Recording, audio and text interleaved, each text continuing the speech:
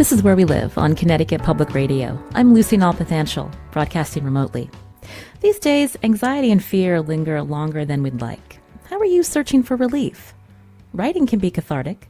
My guest began writing after he discovered poetry as a child during visits to the library with his mother and sister.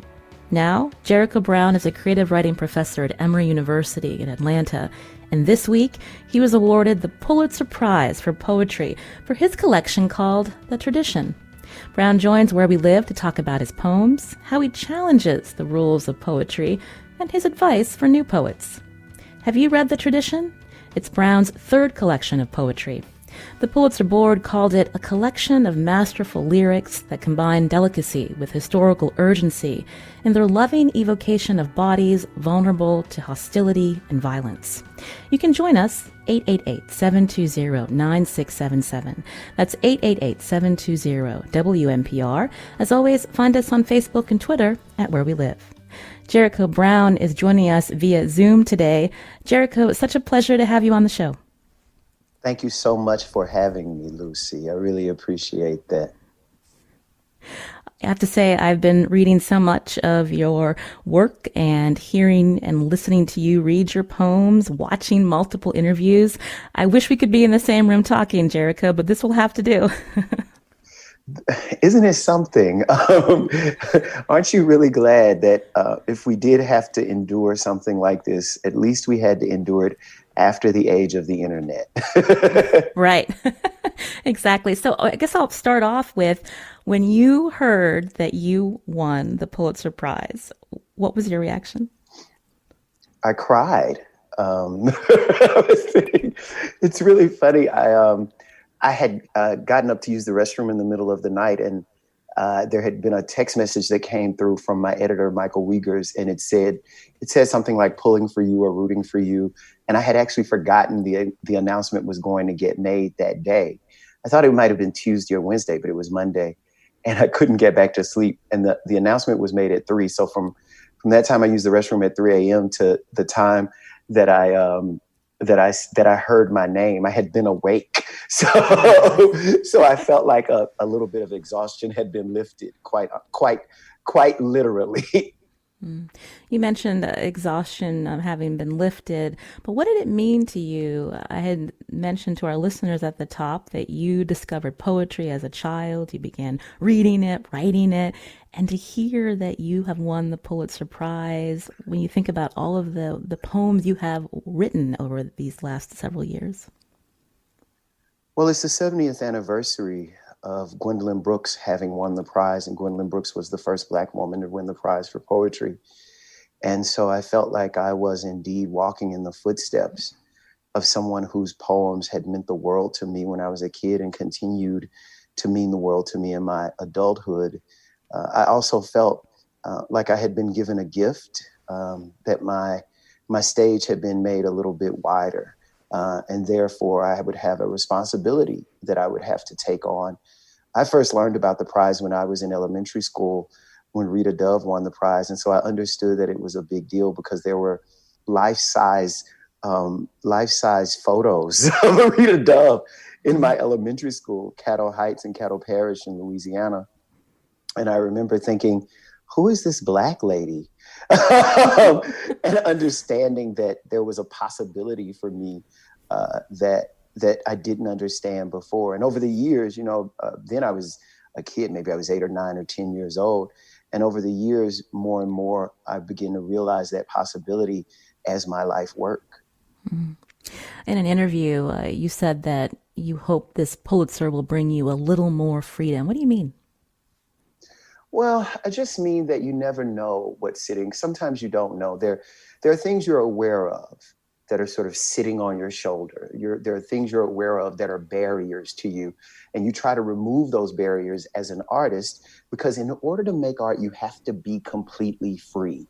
You have to have everything at your access so that you are able to write whatever you need to write, and so that you can tell the absolute truth, no matter how subversive or radical that truth may be or seem. So for me, when I think about that kind of freedom, I think about a freedom that is not bounded by any institution or your parents or your kids or any financial situation, a freedom that would make me free to write whether or not I was going to get a check for the writing. So the Pulitzer Prize, whether I was obsessing about it or not, it's because we know about it. We know that it's an option. We know that it is something that could very well, possibly, though there's 1 in 300 chance of it happening to you every year, it could happen to you. And so since it has happened to me, though I was not, or I don't think that I was thinking about it, at least now I know I won't be thinking about it as something to work toward. I would rather work toward beautiful art than work toward the recognition for beautiful art.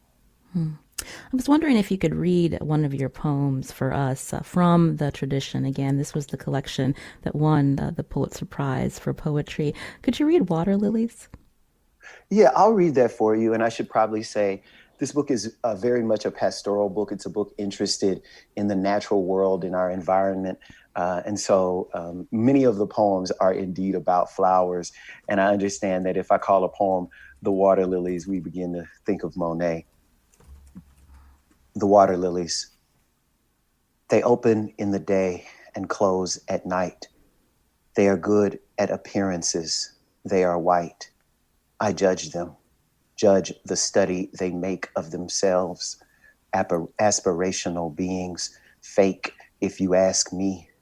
If you ask me, I'll say no, thank you. I don't need to watch what goes on, only imagining itself seen. Don't need to see them yawn their thin mouths and feed on light, absolute and unmoved.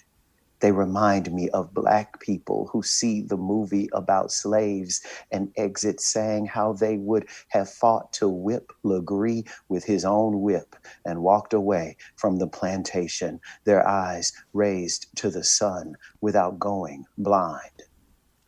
You're hearing poet Jericho Brown here on Where We Live. That's one of the poems from the tradition that won the Pulitzer Prize for poetry. Tell us more about that poem and how you talk about whiteness throughout the tradition. Yeah, it's really funny. I sort of messed up on my reading of that poem because I don't read it as often as I read other poems from the book. And part of the reason I don't is I'm realizing it's a very shady poem. I don't think I realized that I was just as shady as this poem is. So the poem starts talking about flowers. They open in the day and close at night. They are good at appearances. They are white. And at the moment that we say they are white, of course, and in particular, obviously, because there is a Black poet speaking, it seems that suddenly we thought we were talking about flowers and we seem to suddenly be talking about white people, which is, that could happen. I judge them, judge the study they make of themselves, aspirational beings, fake if you ask me. And this is all me personifying those flowers or the speaker imagining the flowers doing more than flowers could actually do. This is something I learned from Sylvia Plath's poem Tulips, a poem I love a lot. And I have my students read every semester. I'm a professor at Emory University. And one of the things that I love about that, one of the enjoyments I think of reading that poem is that you see the speaker lose her mind based on a single image. And so in this moment, I think I'm losing my mind based on looking at these flowers. If you ask me, I'll say, no, thank you. I don't need to watch what goes only imagining itself seen. Don't need to see them yawn their thin mouths and feed on light, absolute and unmoved. And I think that move right there is the move that pushes us just before the turn in the poem, just before the volta. The move, it's a sonnet, just before the volta, the move that pushes us into thinking about whiteness, as you say, Lucy, this moment where I say, I don't need to watch what goes, only imagining itself seen. And I think that is indeed part of what I do in the book. I want one of the things that I want the poems to make clear is that everybody has a race and there's no default race, and that we're all experiencing what we experience given our background, given our region, given our race, given our economic situation. And therefore, if we can begin to see that within ourselves and understand the history of ourselves, of our families, of how we came to be in this nation, if we begin to understand the history of that, I think we could then have a little more empathy for one another, for those of us whose arrival in this nation is very different from our own arrival in this nation. But what's really interesting to me about this poem is not just the way it deals with whiteness through the flowers, but how it deals with a certain kind of Blackness, a certain kind of what I would call respectability politics, or a Blackness that doesn't really fully understand its own history. In the sestet, I say, they remind me of Black people who see the movie about slaves and exit saying how they would have fought to whip Legree with his own whip and walked away from the plantation, their eyes raised to the sun without going blind. So ultimately, I am saying this way of looking at white people is actually no better than this idea of a Blackness that does not honor our ancestors as fully as it should, that does not have an understanding of just how many slave rebellions they were. I mean, I think when I was writing this poem, I was a little mad at Kanye West and mad at Quentin Tarantino, that movie that I can't remember the name of, Django Unchained with Jamie Foxx. This idea that somehow slavery is the fault of Black people who did not rebel, though there were always slave rebellions going on in the history of slavery. So things that happen, I think, because people are not aware of history. This idea, Legree is actually a character from Uncle Tom's Cabin, Harriet Beecher Stowe. This idea that if you had been a slave, you would have somehow fared differently from all these other people who had to endure such atrocity. When we talk about the tradition again, there are so many poems that we could focus on, but I wanted you to talk more about some of the themes that you're bringing up as well. When we hear how this collection questions why and how we've become accustomed to terror, tell us a little bit more about how you went about writing this collection.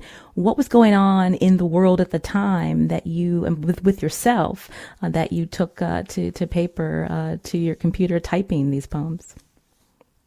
There were a few things, actually. I think the chief thing among them is that I had the opportunity to have experiences with art that I had not had before. I mean, in some cases, simply because I hadn't had the opportunity. For instance, I went to the Biennale in Italy, and I saw more art at once than I had ever seen before, and some of the most beautiful art I'd ever seen before. But even more than that, there was art that hadn't existed before that I was able to see.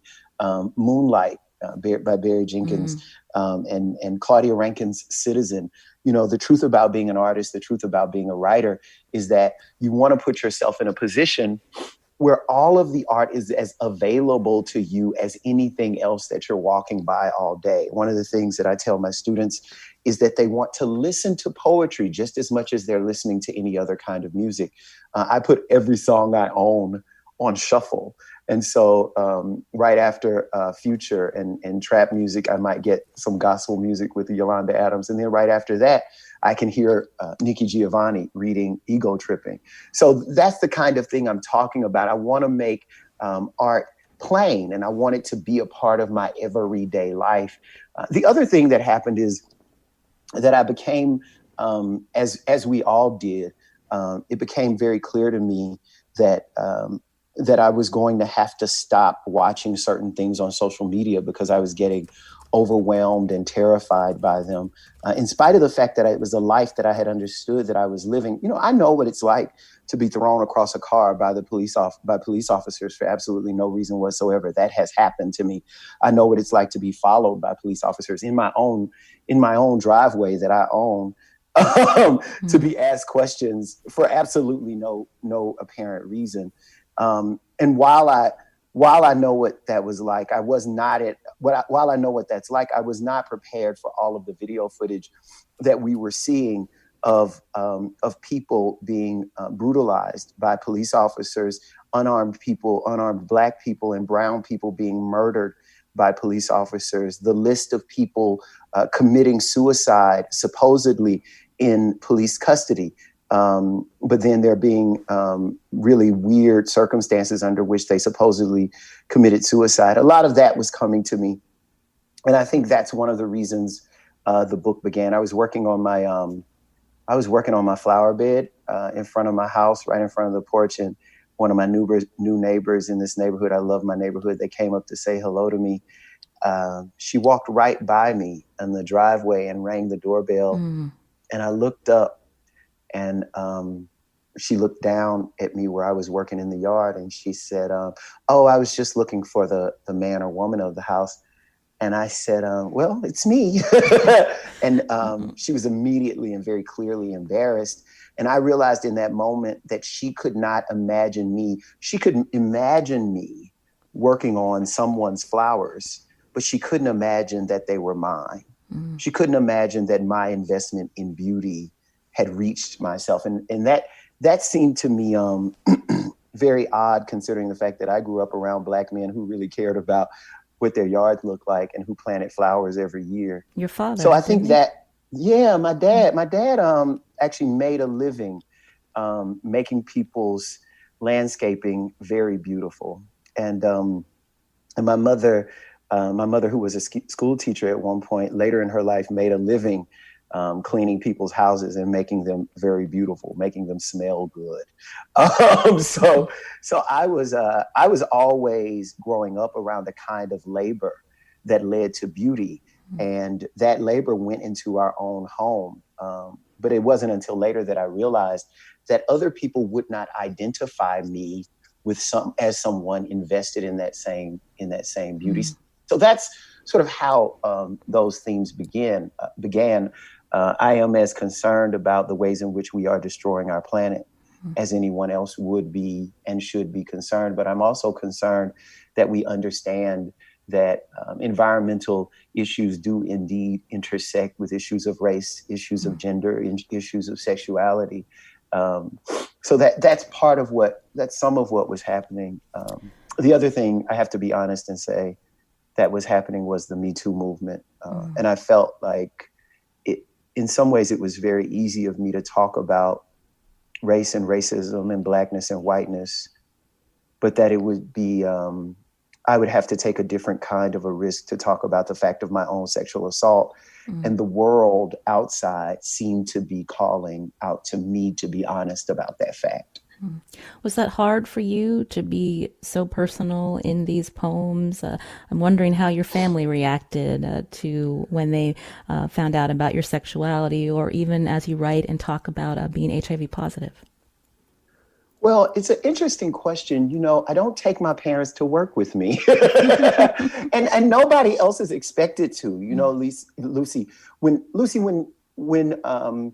you know, your family might listen to this show or they might not. Do you understand what I mean? If you were a checkout person at Kroger's, no one would expect you to bring your mom with you to watch you check people out. If you were an architect, nobody expects you to show the plans for the new mall to your dad, right? So one of the things that I realized early on in order for me to make my poems was that I was going to have to make them on my own. And that the support that I got from my family would be the support that I was definitely doing this on my own, not that they would be involved in reading the books or that they would even get books. If they want access to those things, they're always welcome to them. But I don't bring trouble back home. When I'm writing poems, I know I'm going to make trouble because that's what poems should do. And when I say that's what poems should do, I'm not just talking about Jericho Brown. I believe that when we look at the real life history of poetry, not just in the United States, but in the world, is that it is always subversive. It is always radical at the moment that it is being written. It is always asking us to move toward a field of invention. And when we're living in invention, we are in a position where we make it very dangerous for dictators. We make it very dangerous for oppressive regimes. So I have 127% full support of my family because I don't get in their business and they don't get in mine. Jericho. But to answer your question, yeah, I'm listening. Oh, go ahead. Just if you want to finish it. To answer your question about how hard it is, it's very hard. It's not difficult. I mean, it gets less hard the more you do it. But the whole point is that it's hard because it's your work. It's your life work. It's what you're invested in. Everybody we admire lives a hard life. We'd like to believe that they live an easy life because we're under the impression that capitalism, that a bunch of money somehow makes everything easy. But no matter how much money LeBron James or Serena Williams has, I actually do not want to put my body through what they put their bodies through. Do you understand what I mean, Lucy? So it's very difficult, but when I'm writing, I don't think about people seeing the poems. I think about dealing with the demons of my past in an honest way. And I have to do that for me. So can I ask you, when you're reading one of these poems in front of an audience and you're seeing them react, how do you respond? Well, I guess I don't really respond other than when I'm reading poems in front of people, I'm really just thinking about reading the poem correctly. I mean, my mind is on the fact that I don't want to mess up much more than it is the audience's reaction. My job during a reading is clarity, and I want to be clear. I understand, I've gotten hate mail. I've said things in poems that lead people to write awful social media posts about me. Do you know what I mean? But I also know that that's what I signed up for. If I don't have some resistance from somebody, that means I'm not doing anything. So it's actually when people are concerned or worried, or when people have fear about my poems, it's better confirmation for me that I'm doing what I'm supposed to do. I'm mostly, to be quite honest with you, after I give a reading, I'm mostly concerned with how there's no reading for which you can know what's going to happen after the reading as it relates to how many people are going to buy the book at the book table. So I'm really thinking about doing my job, and I see being on tour or giving a reading as a part of the job. My guest today is Jericho Brown. He's a Pulitzer Prize winning poet. His latest collection, called The Tradition. We're going to talk more about that after the break. You can join us too. Find us on Facebook and Twitter at Where We Live.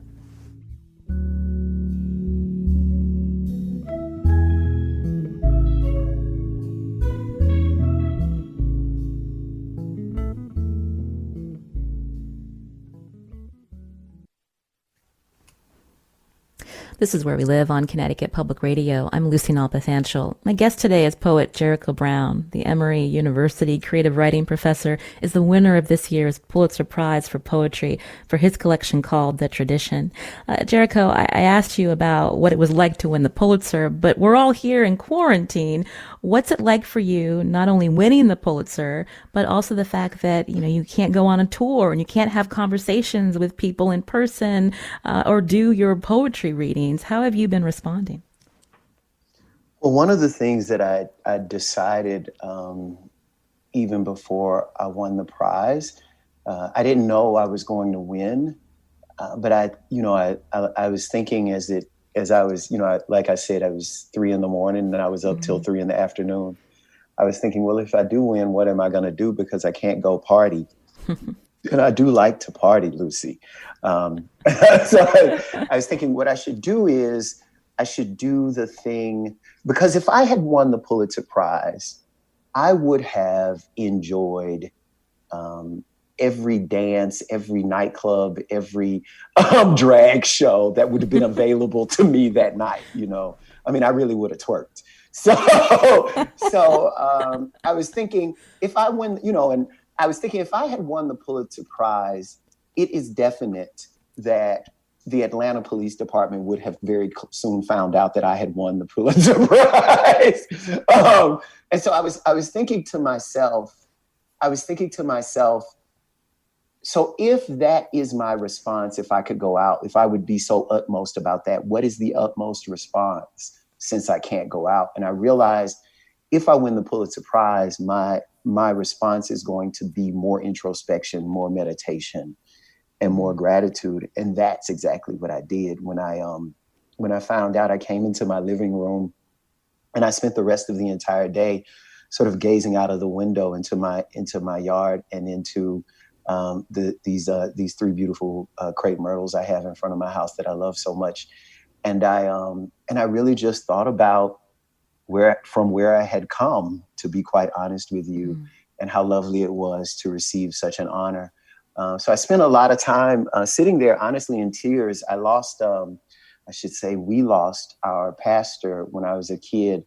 My pastor was a man, a wonderful civil rights leader named Harry Blake, who was the pastor of the Mount Canaan Missionary Baptist Church. And we had lost him to complications related to COVID just a few weeks before then. And so I was thinking about him. And I was thinking about my grandmother, and I was thinking about all the people who I wish could have seen me in this moment when I had won the Pulitzer Prize. And I was sending gratitude to their memory, to be honest with you. And that's how I celebrated the day. And that's how I plan to continue to do it. I have to believe there's a reason why I am where I am every moment that I am there. And so at the moment where I am now, I'm going to take this as introspection. I love being around people and talking about poetry. I probably love it more than anything else. Well, maybe. I mean, I love cuddling more than anything else. But you can't even cuddle right now. If you don't have somebody, you out of luck. So that's the kind of thing that I'm thinking that maybe is why I'm here. I know that I'll say it this way: next year's Pulitzer Prize winner hopefully won't have to be a winner under these same circumstances, which means I'm unique in this way, and which also means that I'm being called upon for a different set of responsibilities. And I just hope I meet those responsibilities as the year goes on. Can I ask you to read another poem? I was wondering if you could read Stand. I can read Stand. I'm glad you asked me to read it because it's a poem I love to read, and I usually read it, if not at the end, maybe toward the end of readings. I should say, I mentioned cuddling. This is actually a poem about cuddling, which is my favorite. I love poetry, but nothing beats cuddling. Stand. Peace on this planet, or guns glowing hot. We lay there together as if we were getting something done. It felt like planting a garden or planning a meal for a people who still need feeding.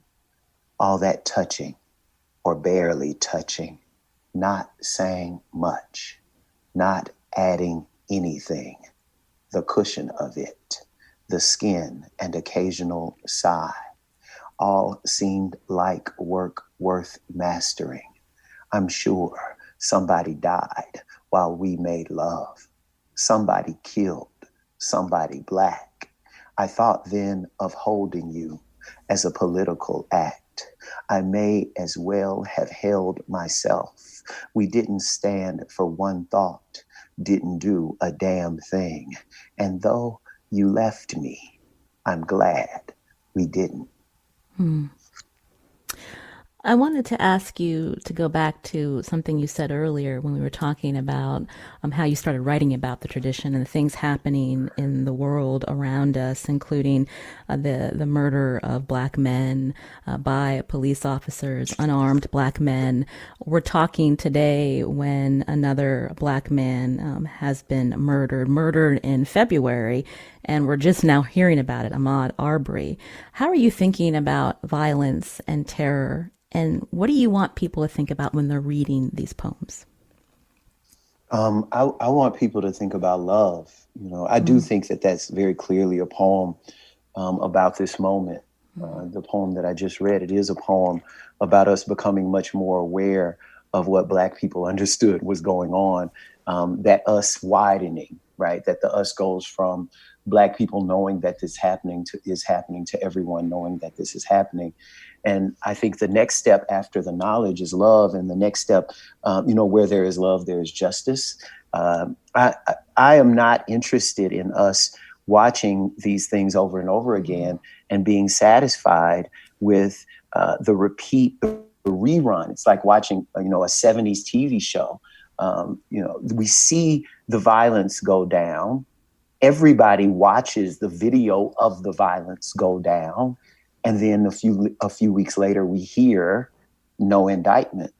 And that's really hurtful. And it's particularly hurtful when you know that the people sitting in prison, the people sitting on death row for crimes that they may or may not have committed are Black and brown people. So what I think about this poem is that while it is a poem that says it felt like planting a garden or planting a meal for a people who still need feeding. And while it does say it seemed like work worth mastering, I'm sure somebody died while we made love. Somebody killed somebody Black. I thought then of holding you as a political act.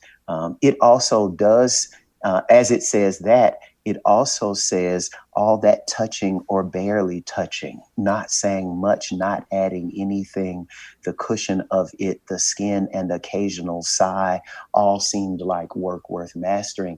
And I think the antidote for all of these ills is love. I really do believe that, and I want to make it clear to people because I think when I talk about my work, because my work is indeed involved in these things as it should be, what people forget is in every one of these poems, in every poem I've ever written, there is a reaching out for something that is beyond the terror and the evil. And that reaching out is absolute and 100% love, radical love for one another.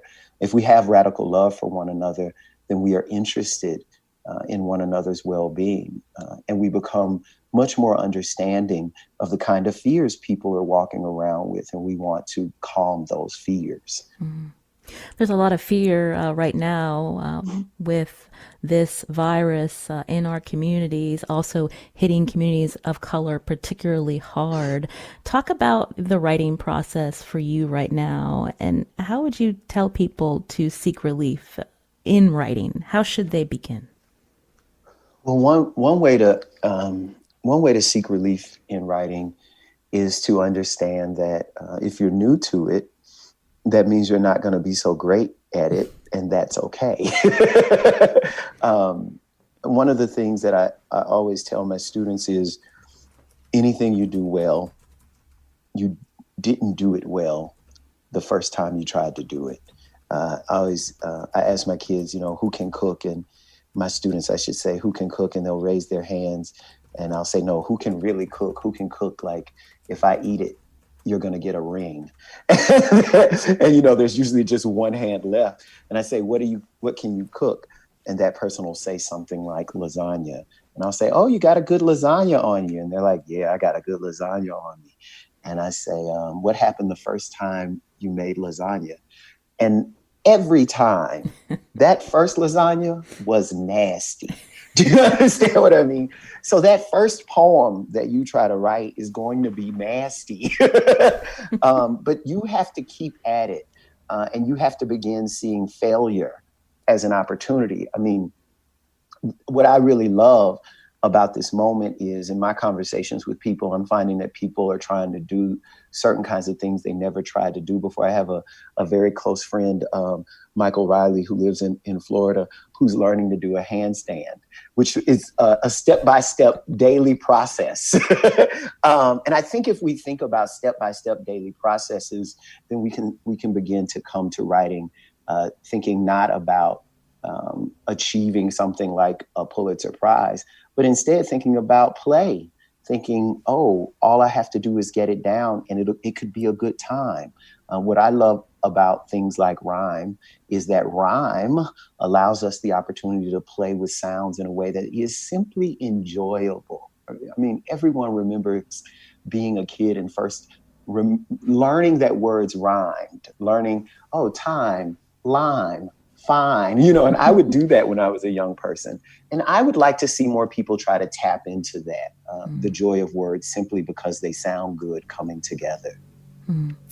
There's so many great poems in the tradition. I want you to talk about this new poetry form, the duplex. Yeah. I invented a form called the duplex, which is at once a hustle, a sonnet, and a blues poem. The hustle being one of our oldest forms ever. I think it's something like maybe it's 6th century Persian form. It's definitely a Persian form, but I think it's 6th century. I could be mixing the century up, but it's a very old form that asks for juxtaposition. The other thing that it has a repetition at the end of every couplet. It's a form in couplets. And what I really love about the hustle is that it requires you to say your name in that final couplet. Isn't that amazing that there's a form that says you have to say who you are? You have to claim this poem. It asks that you sign the poem in the last couplet. So you have to find reason to say your name. And most of us are much more familiar with the sonnet, 14 lines of rhyme, iambic pentameter. The blues poem is the poem first developed by people like Langston Hughes, but before that in music, sung by people like Bessie Smith and Ma Rainey. A bar of the blues sounds like, rock me, baby, rock me all night long. Rock me, baby, rock me all night long. I want you to rock me till my back ain't got no bone. So I was thinking about these forms, and I was thinking about how I'm a person who is so often called to the mat about my own identity. And I do not feel like I am 66% Black and 12% Southern and 3% queer. And I don't sit around measuring myself in measuring cups, and I don't feel like I'm at war with myself. The word is that Southern folk don't like Black folk and Black folk don't like queer folk. And it's impossible. Do you know what I mean? I feel like I am 100% all of those things and 100% Naomi's son and 100% my sister's brother. Do you understand what I mean? And I think we're all walking around with several identities, and those identities aren't and don't have to be at war with one another. And so I wanted to make a form that allowed me to better see myself whole as I begin to see myself whole in my own poems. And so the poem is at once a hustle, a sonnet, and a blues poem, 9 to 11 syllables a line, which I think approximates iambic pentameter and reaches out, in time and space to the East and to forms that require syllabics. So that's the duplex, and that's why I wrote it. Could you read one of them? I'm thinking of the one on page 72 of the tradition. Oh, yeah. So I should probably say before I read this particular duplex, Lucy, that this duplex it adds a layer of form onto all of those forms. Forgive the poetry nerdness going out into the world right now. No, we love it. This one is this one is also a cento, which means it takes all of its lines from other poems. This cento is a little bit different because I take all of the lines from all of the other duplexes in the book to make this particular poem. Duplex, cento. My last love drove a burgundy car, color of a rash, a symptom of sickness. We were the symptoms, the road, our sickness. None of our fights ended where they began. None of the beaten end where they begin. Any man in love can cause a messy corpse. But I didn't want to leave a messy corpse obliterated in some lilied field. Stench obliterating lilies of the field, the murderer young and unreasonable. He was so young, so unreasonable, steadfast and awful, tall as my father. Steadfast and awful, my tall father was my first love. He drove a burgundy car. You're hearing Jericho Brown on Where We Live. He's a poet, the 2020 Pulitzer Prize winner for poetry. That poem from his book, The Tradition. We're going to continue talking with Jericho right after this short break. I'm Lucy Nalpathanchel. This is Where We Live.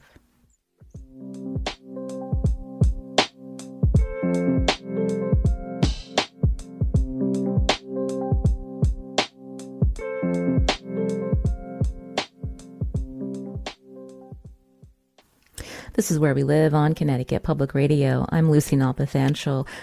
But with us on Zoom today is Jericho Brown, the 2020 Pulitzer Prize winner for poetry for his book, The Tradition. He's also the director of the Creative Writing Program and a professor at Emory University in Atlanta. We were talking about this new poetry form that you created, Jericho, Duplex. I'm wondering how your students helped inspire you with this new form.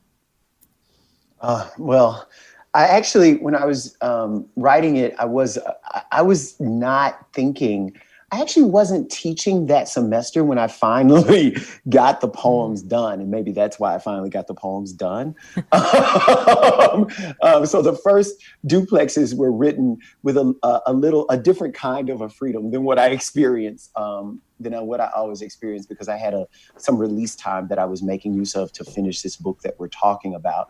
And but since I've written it, what I really love is experimenting with my students. Our last workshop, well, maybe it was our penultimate workshop, we used the time to write duplexes. And they've been trying to write duplexes, and they would come to me like, Dr. Brown, when are you going to show us how to write a duplex? And I'm like, come on, get out of my face about a duplex, you know. So they're always, I have the best students in the whole world.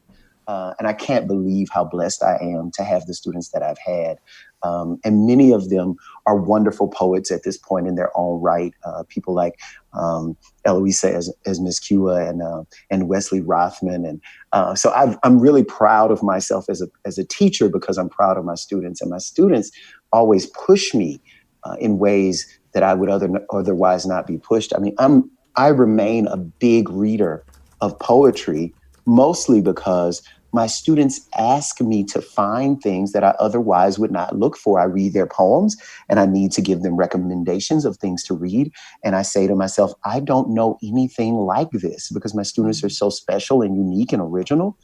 And then that sends me to the library. That sends me to the bookstore. That sends me to look at reviews. And when I'm looking at these things, I'm trying to find new books for my students to read.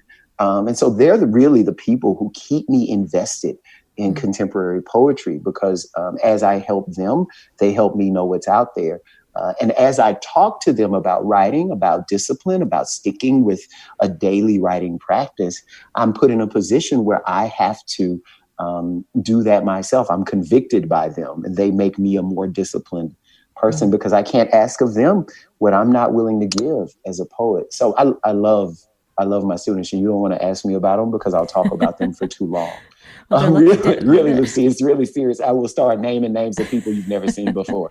I just worked on these theses with Kira Tucker and Sarah Cunningham, and they are two of the most amazing poets. I got an email the other day from Peter Witzik and from Nora Sullivan. I mean, Nora Sullivan is actually one of the greatest poets walking around on the planet. And whenever her first book comes out, she's going to be on your show. I promise you. She's amazing. Peter's amazing. Peter's going to take over the country. He's totally, completely a poet who's a rebel, and he's going to burn everything down and start us all over again. So they're all they're just amazing students.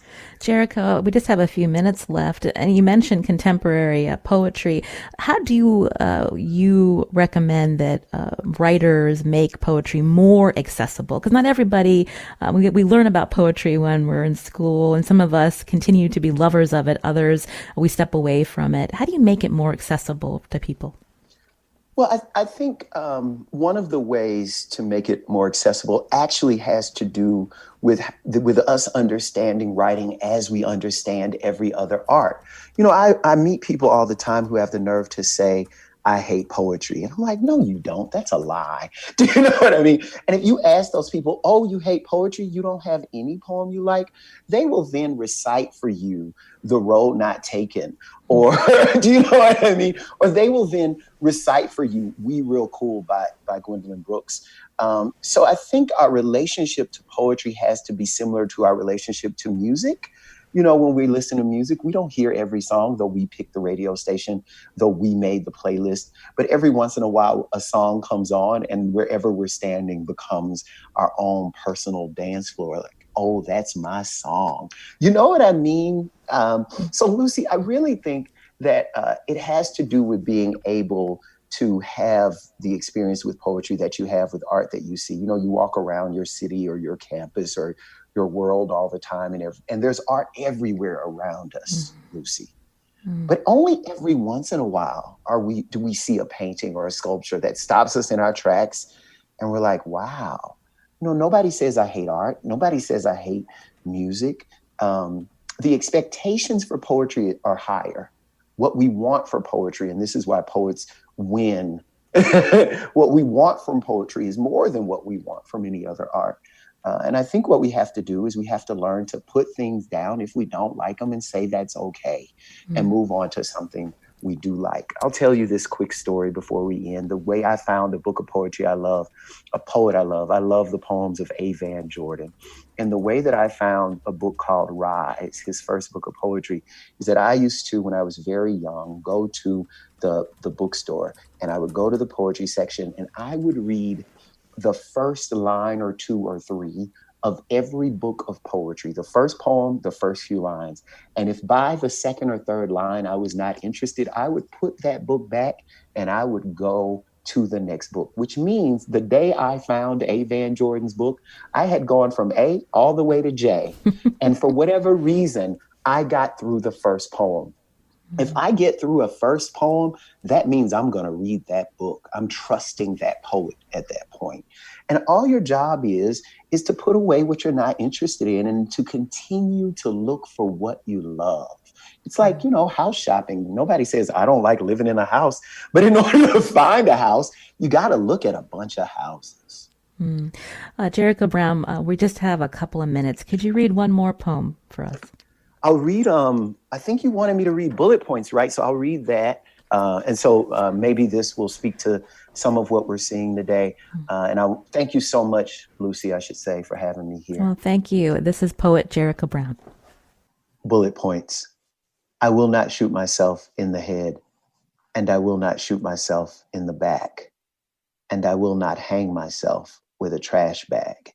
And if I do, I promise you, I will not do it in a police car while handcuffed or in the jail cell of a town I only know the name of because I have to drive through it to get home.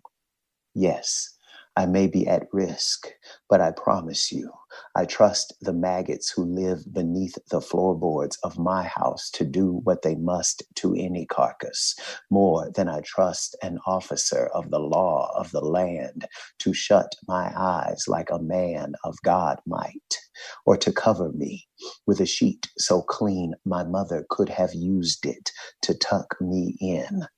When I kill me, I will do it the same way most Americans do.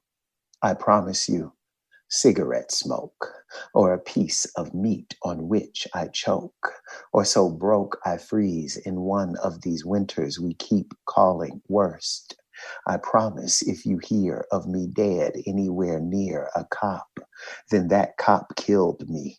He took me from us and left my body, which is, no matter what we've been taught, greater than the settlement a city can pay a mother to stop crying, and more beautiful than the new bullet fished from the folds of my brain.